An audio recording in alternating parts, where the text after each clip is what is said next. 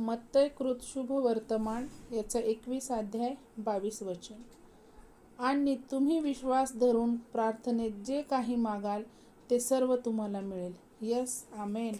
माझं नाव आहे सोनिया आणि माझ्या चॅनलचं नाव आहे इमानुएल. मत्तय सुसमाचार याचा 21 अध्याय 22 वचनामध्ये काय सांगत आहे? मेन या वचनाचा गाभा जो आहे तो काय आहे? विश्वास आहे प्रियांनो. विश्वास आपला खूप दृढ मजबूत असला पाहिजे आणि आपण दृढ आणि मजबूत विश्वासाद्वारे परमेश्वराकडे आपण जे काही मागाल ते परमेश्वर आपल्याला काय देणारा आहे. आणि हो, मागणे याचा अर्थ हा नाही की आपण व्यर्थ बडबड करणे किंवा काहीही आपल्याला जे पाहिजे ते मागणे असा अर्थ होत नाही प्रियांनो. विश्वासाने आपण मागणं म्हणजे काय की जे योग्य आहे आणि तिथे परमेश्वराची इच्छा असणं. परमेश्वराच्या इच्छेद्वारे आपल्याला ते आपलं मागणे हे मिळालं पाहिजे, म्हणून आपण तशी प्रार्थना केली पाहिजे. आणि विश्वासाच्या द्वारे आपण काय होतो की परमेश्वराच्या खूप जवळ जातो आणि परमेश्वराच्या आपण सानिध्यात राहतो. परमेश्वर खूप महान आहे, खूप महान आहे.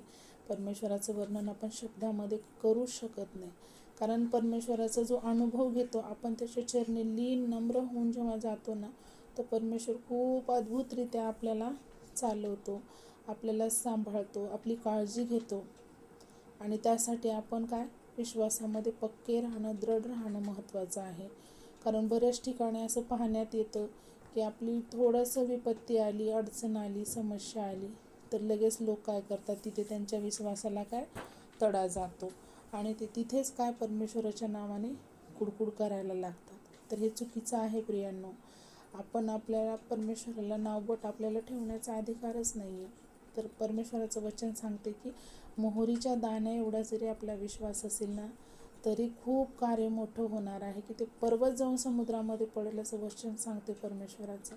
तर हो, तेवढा मोहरीच्या दाण्या एवढा नाही, पण त्यापेक्षाही कितीतरी हजारो पट आपला विश्वास हा काय आहे, पक्का आणि दृढ आहे.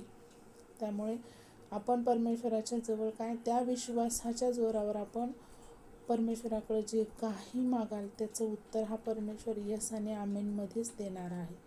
तर आपण काय केलं पाहिजे? खूप मजबूत राहून प्रार्थनेमध्ये परमेश्वराकडे आपलं मागितलं पाहिजे आणि परमेश्वराच्या इच्छेद्वारे ते आपल्याला मिळावं अशी आपण काय प्रार्थना केली पाहिजे. तर हा माझा जो संदेश आहे, तर जे असेच विश्वासामध्ये कमजोर असतील काही भाऊ बहिणी, तर त्यांच्यापर्यंत हा माझा संदेश जावा, हेच माझं या चॅनल मागे उद्देश आहे.